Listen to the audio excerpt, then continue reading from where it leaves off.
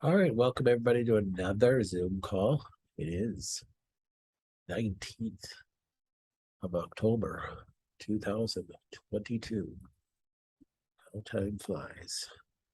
Reminder to everybody to check the members only site for all announcements and that you all have access to all our courses. Same username, same password as you use to get in the member site. All right, first question. We are trying out a Beamer mat.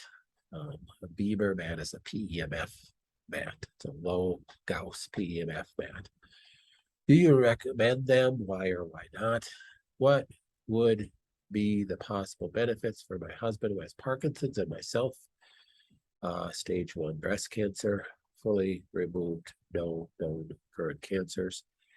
Beamer sends a low intensity pulsed electromagnetic field to the body, which enhances blood circulation by 29%, blah, blah, blah. So yes, PEMF units are great. PEMF units are fantastic. They're a great tool to help with everything. Just be careful with claims. So remember, I said PEMF units are separated into really two, I think, they're multiple different categories. There's low Gauss PEMF units, and then there are higher Gauss PEMF units. And it really has to do a lot with the benefits that you receive. So low Gauss PEMF units versus high Gauss PEMF units. And Gauss is the output. So these Beamer mats, the IMRS, there's maybe a dozen different brands out there that are low Gauss PEMF units. Now they can be extremely beneficial because they're still putting out this pulsed electromagnetic wave, but it's not even something you really feel, because I think the Beamer uses about 700 Gauss. That's the output of it. Versus like a professional model PEMF, like the Pulse brand professional model PEMF puts out over 30,000 Gauss. So 700 versus 30,000 is a big difference. But you really pay for the unit. The price of the unit is based upon the Gauss output. So $5,000 for a Beamer, that's pretty good. I would check into another brand called the IMRS, looks like that. That's a brand that's not sold through multi-level marketing, I don't believe. That's what the Beamer is. And I think they're a little less expensive than that. And they still put out the same Gauss as the Beamer. If you want to go with a higher level Gauss, we sell the PEMF that is a Pulse for Life brand, and it puts out, the one that we sell is 6,000 to 8,000 Gauss, but you'll pay more for it. So you'll pay about 8,000. I think they're $8,000 or $9,000. So you really you pay for the Gauss output. But for somebody with cancer, somebody with a serious disease, you really almost need a higher Gauss output machine. So the low Gauss output machines like the Beamer or the IMRS, they can be good, but part of the struggle that I say, be careful of the claims, is they're still considered a pulsed electromagnetic field machine. It's just that they're just a very low Gauss output, therefore they're a lot cheaper to make. Therefore they can sell them less expensive, which I still think they kind of overprice them at what a Gauss output you're getting 700, less than 1,000 Gauss. But then they take the claims of all the research that has been done on PEMF, and literally there is a slew of research done on PEMF, but it's all with the high Gauss output machines. And then they're saying, look at this research on PEMF, it increases the blood microcirculation by 29%. Well, I'm sorry, but that was research that was done with a high Gauss output machine, not a low Gauss output machine. So they're kind of stealing research done on a very different machine and then claiming that research for their machine, which isn't kind of honest. So I'm not against the Beamer. I mean, it's still better having a low Gauss output PEMF is better than not having one at all. So we have patients that have beamers. I say, good, use them, absolutely. But if I was going to buy a new one, I wouldn't buy a low Gauss output one. I'd buy a high Gauss output one, as high as I could afford. Can't afford a professional model pulse brand that puts out 30,000 Gauss. Of course, they're $40,000, but you could afford maybe a $9,000 one. I don't know, maybe not. So, but look into it. If you're going to buy a low Gauss output one, look into some other brands. I think they're even cheaper than that. My husband is almost done with his 8 rounds of chemo. I understand that this is a kill phase. What is used for kill phase after the chemo? So everything that we have him on is to help kill the cancer too. So this is the terminology that your oncologist gave you. Okay, the kill phase via standards of care would be the chemotherapy or the radiation that they're using. And then the debulking phase would be a surgery. So this is you're utilizing terminology from your oncologist. So after the chemo, you're doing all sorts of natural things to try to kill the cancer too, and try to get your immune system to kill the cancer. That's why he started with us. So that's what we're already doing. So if your question is, what is the kill phase from a standards of care approach? It would still be radiation. It'd be more chemo. I am not, honestly, rarely hear oncologists use this terminology anymore. So that's what they'd be using it for, something that they're giving to kill the cancer.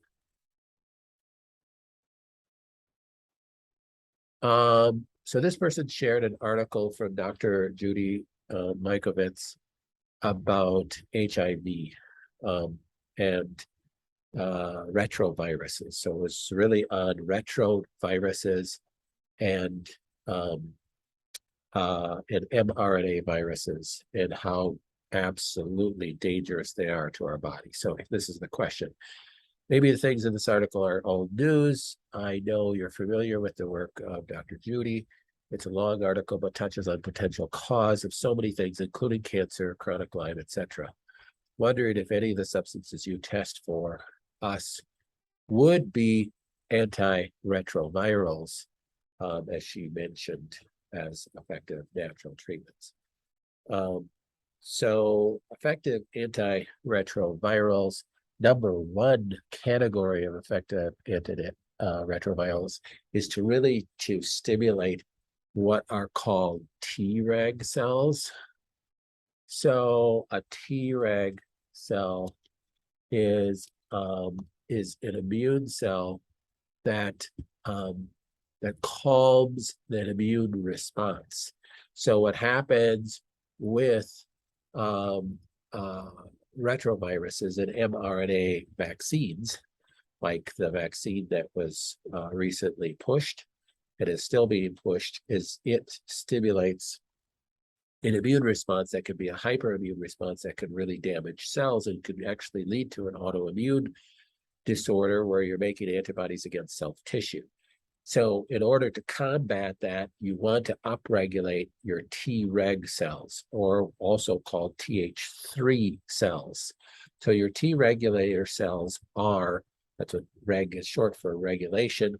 It regulates your immune system. So it calms a Th1 response and calms a hyper Th2 response. So the benefit of that is during an autoimmune phase or a viral phase, you could be damaging self-tissue.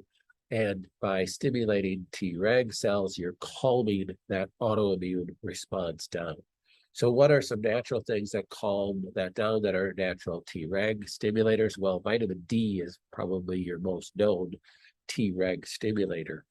But most your flavonoids that we've spoken about for pain relief, that we've spoken about for inflammation, can help balance Tregs too, because they decrease the inflammatory phase of the immune system. So they decrease inflammatory cytokines, most known as interleukin-6 also interleukin-17.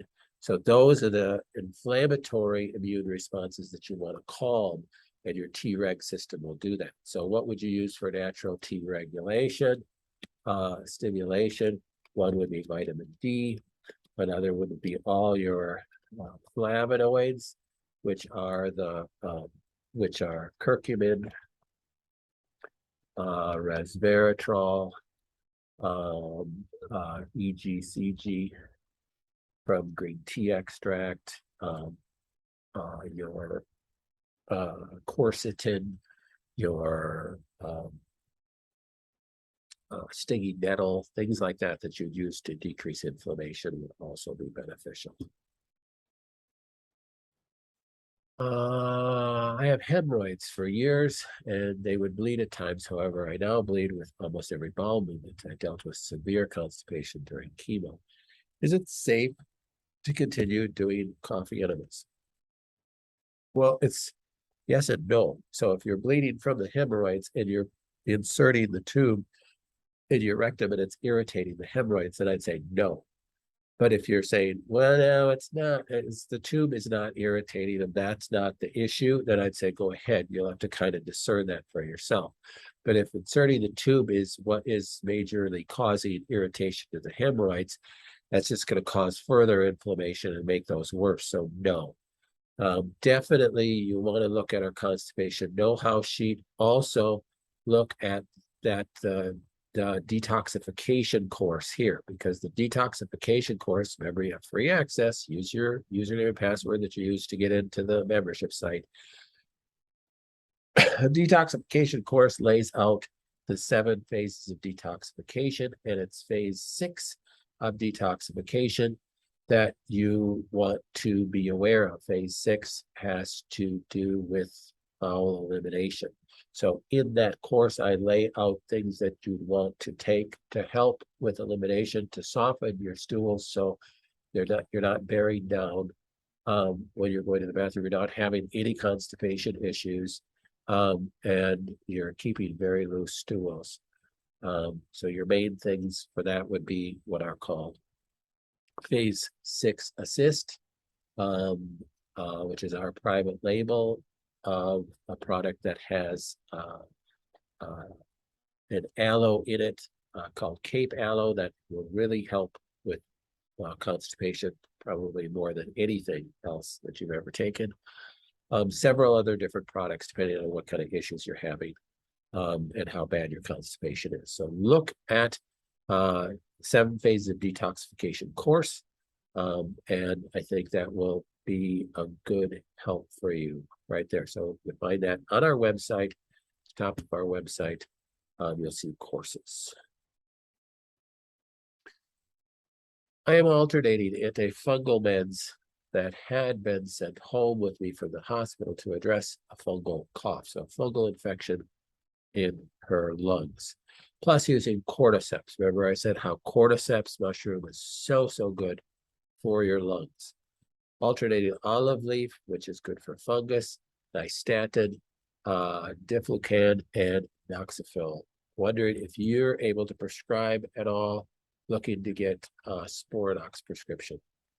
No, I apologize, and I cannot subscribe. So looking for a functional medical doctor would be best. There are some naturally minded clinics in Minnesota. I know this person is in Minnesota that I'd recommend. So I can email that to you for Minnesota patients. I have access to supplements, one with beta-glucan. So beta-glucan is from mushrooms. You can get it from other sources too, but it's a polysaccharide. It stimulates your immune system. Actually, the cordyceps has beta-glucan in it as well. One with amino acids to help stop muscle loss. Should I be adding these to what I'm taking? Certainly can. I don't have this person's protocol in front of me. Pretty sure I have other beta-glucans, but there's nothing wrong. My beta-glucan is probably my favorite supplement of all time. So that's why I love mushrooms so much. Since I don't have access to oxygen chambers, are there other in-home, less expensive options? So, less expensive options, no, I don't know. There is a company called Oxy Health, um, and that is, I'll show you the company in just a second. So Oxy Health is has a lot of in-home chambers that are really good. That's these kind of chambers. They look like this. But still you're looking at probably the least expensive would be $15,000.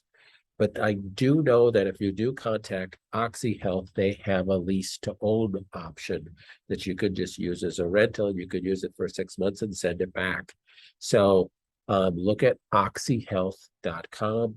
And these chambers, I think, are the highest quality home chambers. There's some cheaper chambers out there that are cheaper. They're less expensive, but they're poor quality too. Oxy Health is a chamber that will last a long time. It's a really good quality chamber.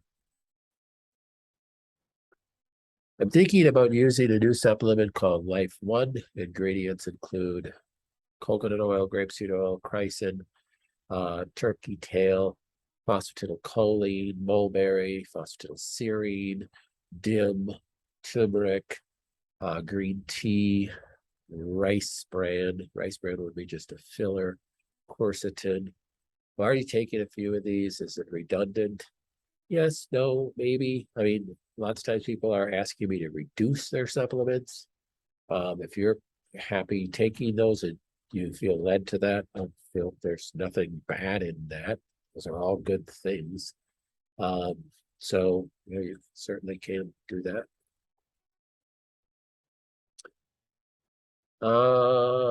Questions from the chat. Is there a high benefit for using the BEMER all night long? You can. So if you have a BEMER, again, use it. Don't, just because it's a low Gauss machine doesn't mean it doesn't have value. If you can set it where you can use it all night long, yes, that'd be great. You're getting that pulsed electromagnetic field in you. That's going to help. Or is it useful to do a 20-minute session? Yeah, the longer I think you can do it, the better benefits you're going to get off of it. Could my breast fat volume fill back in after the black salve is done? Well, yes, you will heal with fibrous scar tissue and stuff. So yes, that's possible. Will your breast size be, equal bilaterally? I don't know.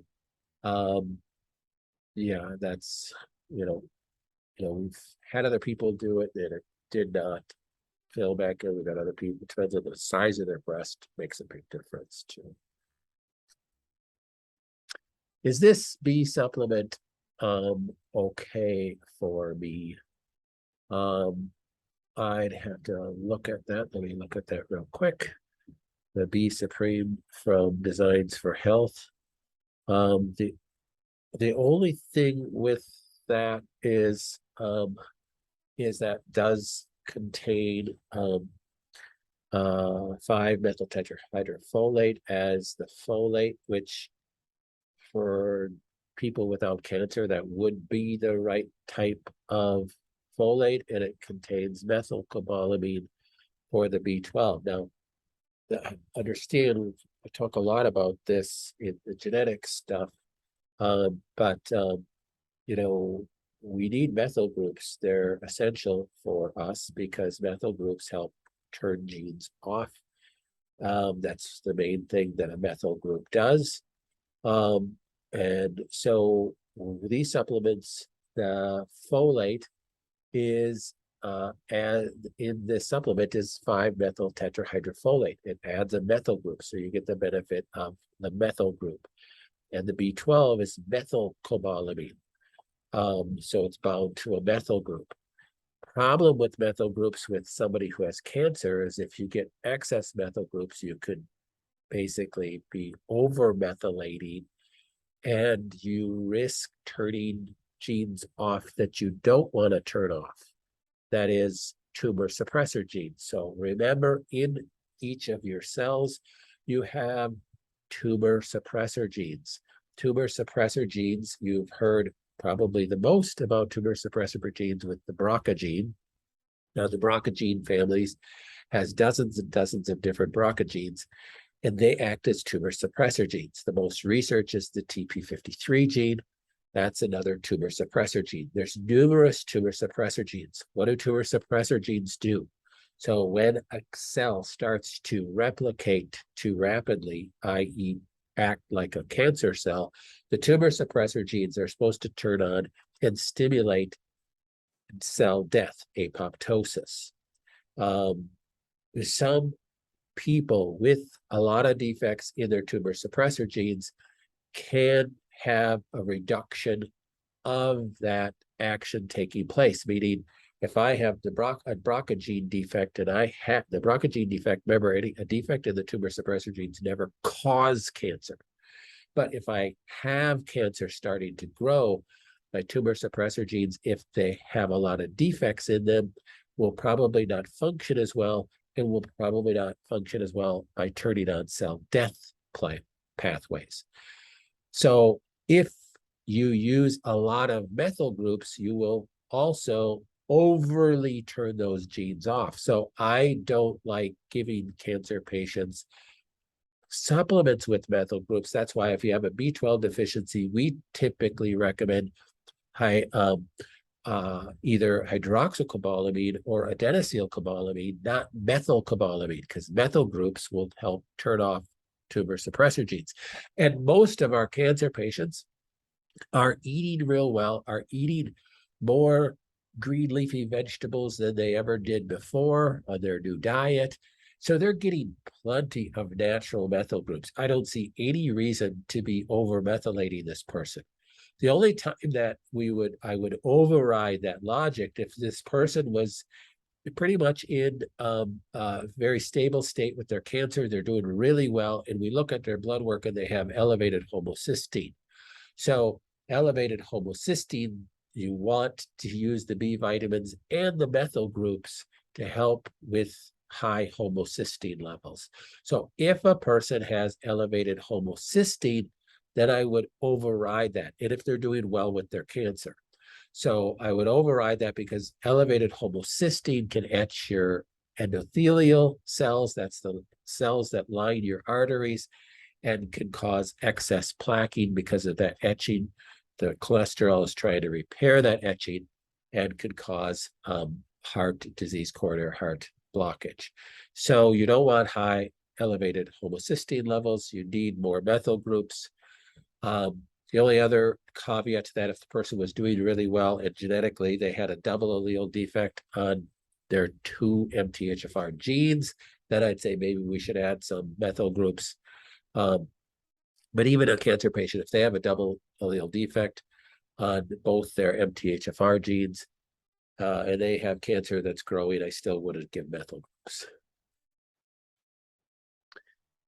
Any particular reason why my oncologist is ordering a PET scan after my 4-week chemo holiday versus a CT scan, which I'm normally used to? Yes, because that is standard procedure. So I can't remember if you received a PET scan before or not, but that's irrelevant. Typical standard procedure is once you're diagnosed with cancer, they're going to start chemotherapy. Then typically a month after chemotherapy, you'll receive a PET scan. And typically insurance won't cover a PET scan until after chemotherapy. And the oncologist wants to know if there's metastasis anywhere else. And if you did receive a PET scan prior to chemotherapy, then he can compare if there was metastasis prior to chemotherapy versus post-chemotherapy. So that's the purpose of ordering a PET scan.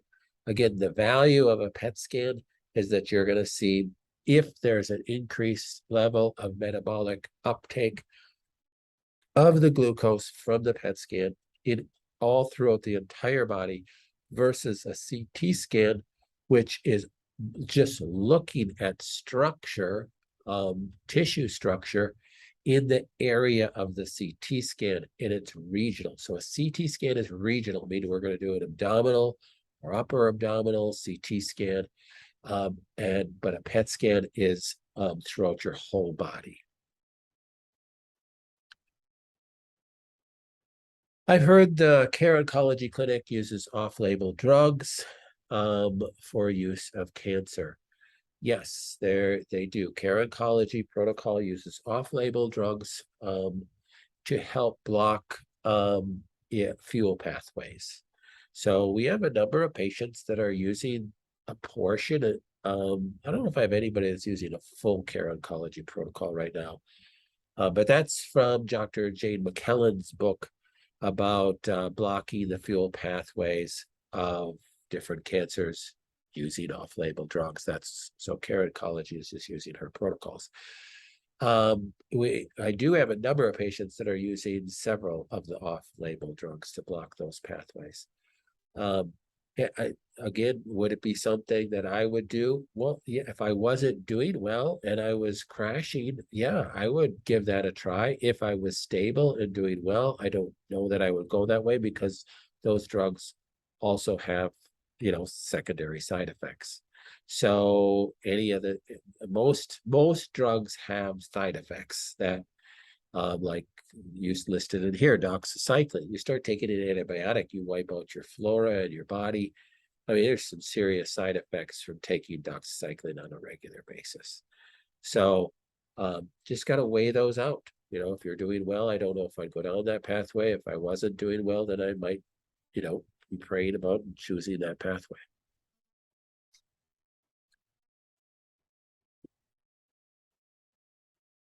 So back to the question about the B Supreme vitamins. That supplement in particular, if we're choosing to get methyl, if I've approved using methyl groups, that is a good supplement, just by the way. So that is a good supplement.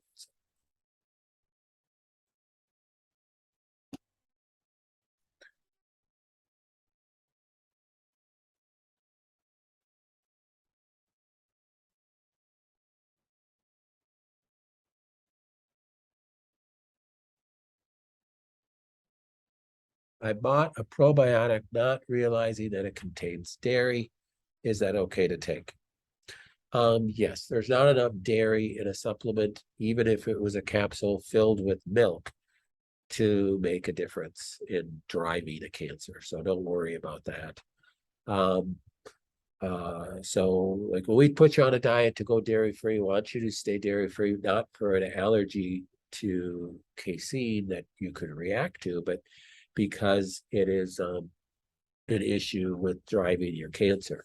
Even when we look at your genetics, because we look at your HLA genes and your genes for dairy, and if you have, pretty bad defects in those genes, even if I don't think gluten or dairy is driving your cancer, I still may suggest that you go off of those things because, having, double allele defects in your HLA genes, you're probably gluten sensitive and you don't know it, if you're eating gluten.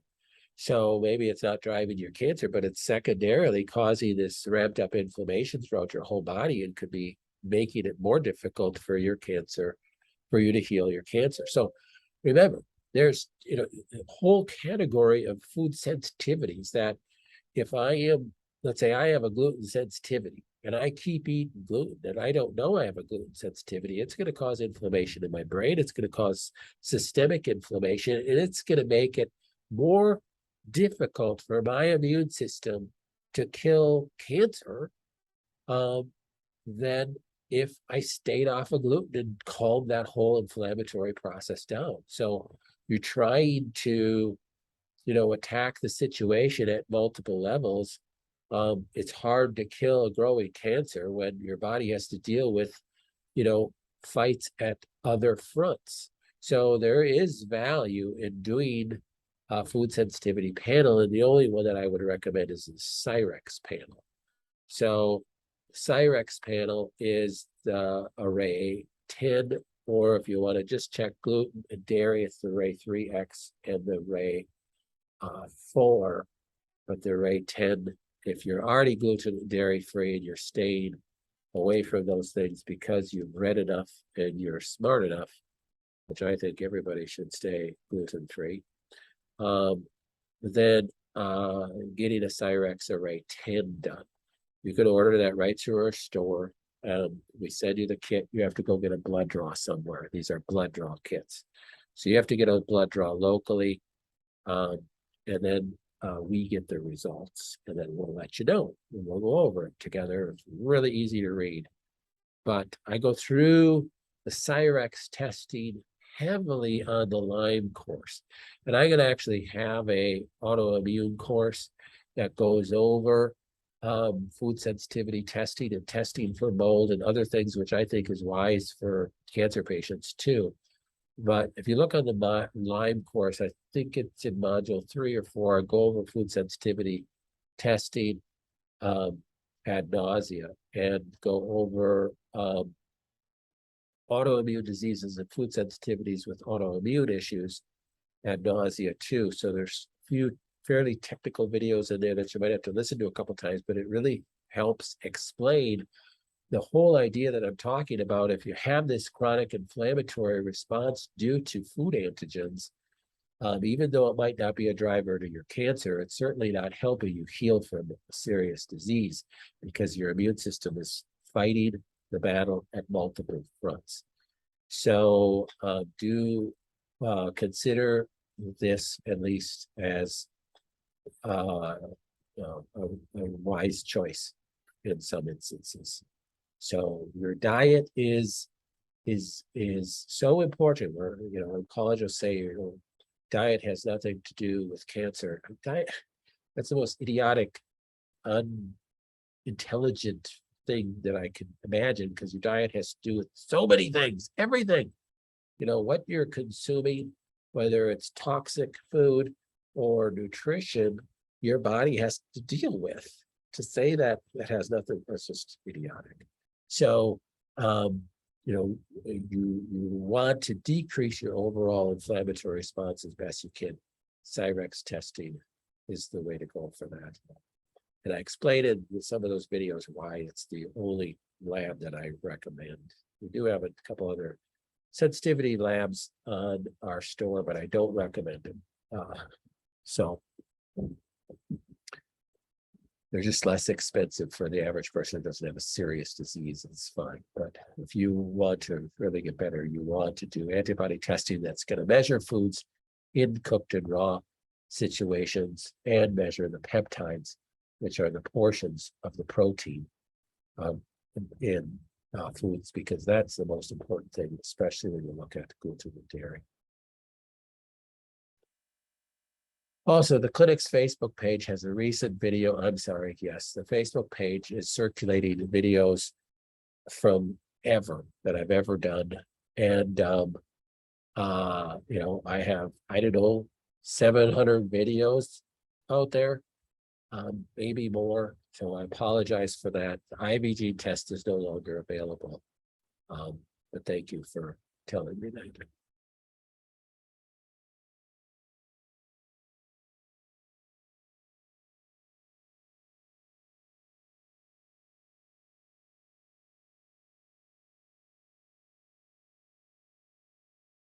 Any other questions?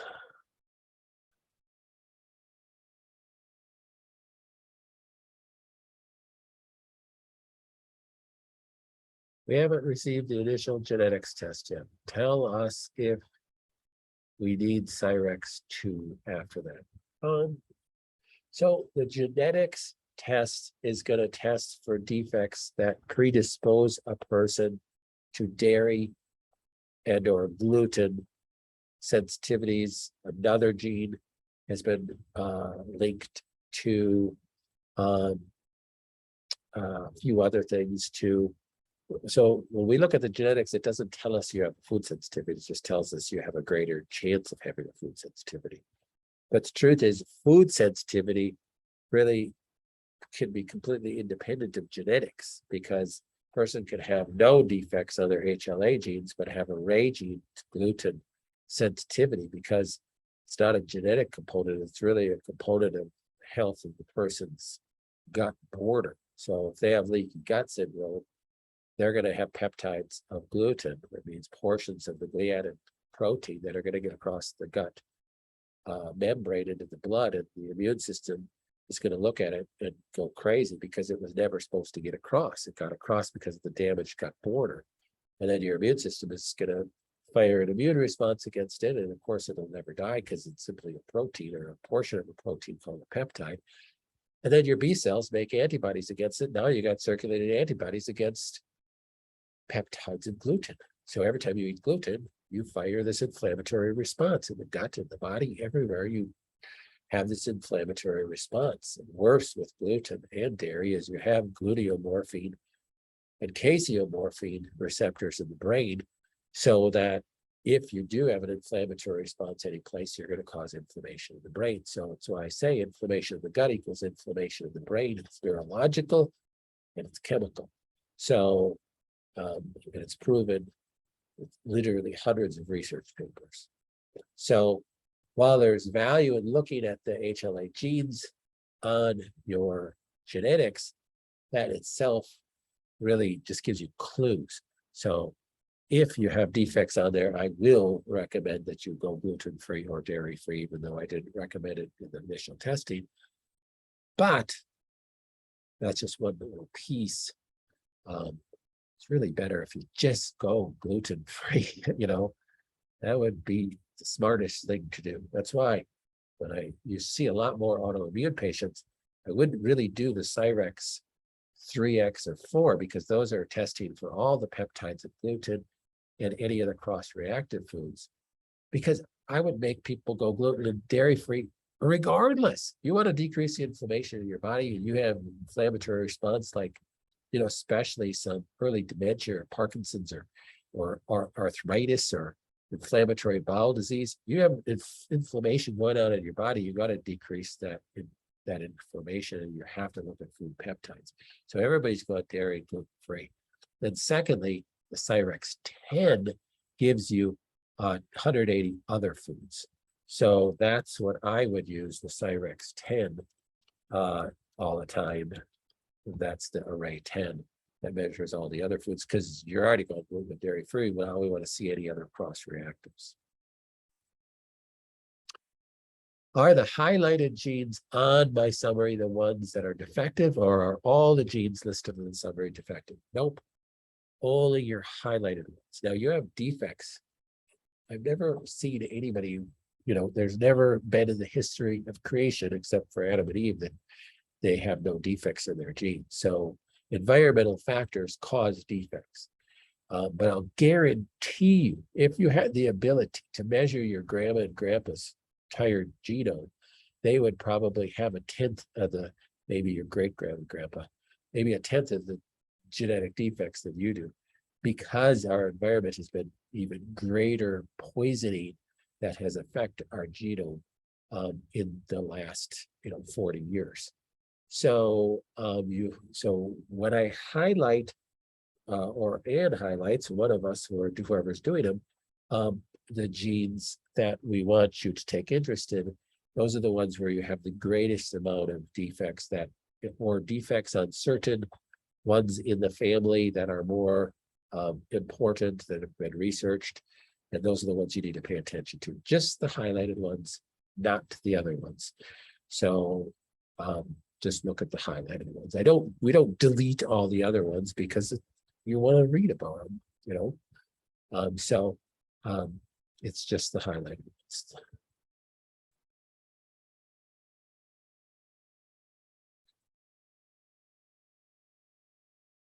Remember, those who have their genetics back already, you have free access to what?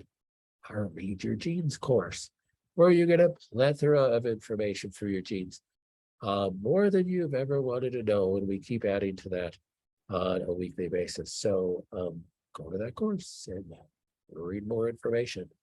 Plus, go to the Frequency Healing course if you want more information on the though most of that stuff is in on the right page of the website.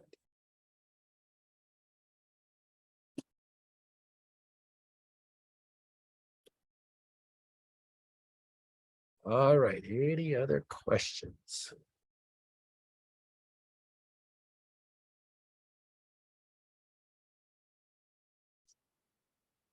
I received only the TSG sheet and not the two. Yeah, I'm sorry. Sometimes the report doesn't attach. So I'm going to make a note to you and send you the 200-page plus page report, because I attach it and it doesn't always go. It says that it's attached, but then when I send an email, it goes to Never Never Land because it's too big. So I have to send it separate. So you did get the 200-page. Oh, so yes, let me make sure that you got your summary. Okay. So there's an action steps and there's a summary. But Patty, plus it depends on when you receive that. So I'll have to look on your, if you got everything that I think Anne had it in one document before, and then she separated them out. That's what I think she did. So I think you actually got it. She actually now separated them in two documents.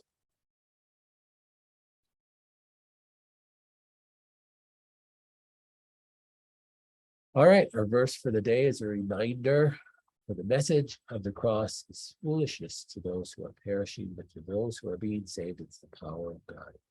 What's the message of the cross? Well, first of all, it's a message of Jesus Christ dying for us so that we might have life, have access to life, if we receive him and we die to ourselves. That's the other side of the cross, is that we need to pick up our cross and carry it daily too. So that is the power of God when we trust in his power over everything, not ours. All right, well, thanks everybody. I will get this up as soon as possible. And remember to send your messages on the member site. I will be doing Monday's Zoom call as well for a while.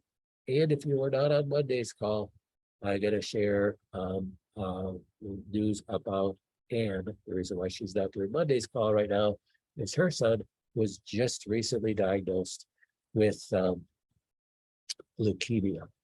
So he was diagnosed with acute myeloid leukemia. He's 19 years old. It just came on like literally over the night. He started feeling lousy. Anne was thinking that it was his Lyme. He has chronic Lyme that he had flare up about 5 years ago. She was thinking that's what it was. All the signs pointed to that because it was just fatigue. He just wasn't feeling well. But he just kept going downhill really quick. They had to bring him into the ER. And his platelet count was down to 0, not 0, but really, really low. And he just continued to crash. Finally got diagnosed. It was just, literally, it was this the first section of my explanation took place within a week. He was fine. It just crashed like that. That's not uncommon with leukemias in young adults and children. And he was diagnosed with acute myeloid leukemia. He was in the hospital right now doing chemotherapy because he literally could not get out of bed. And he's this super muscular 19-year-old, athlete. So just be praying for her and him. His name is AJ. Praying for him and her family. She wanted me to tell you this. She said, I want you to tell this to everybody so people are praying for him, and that all our patients can know that we're all in this together. So we've all experienced what you guys are going through, and we want to know, you guys to know, that we're praying for you constantly and we love you all. So please be praying for Anne and her family as well as praying for everybody here. So all right, we will see you on Monday. Bye-bye.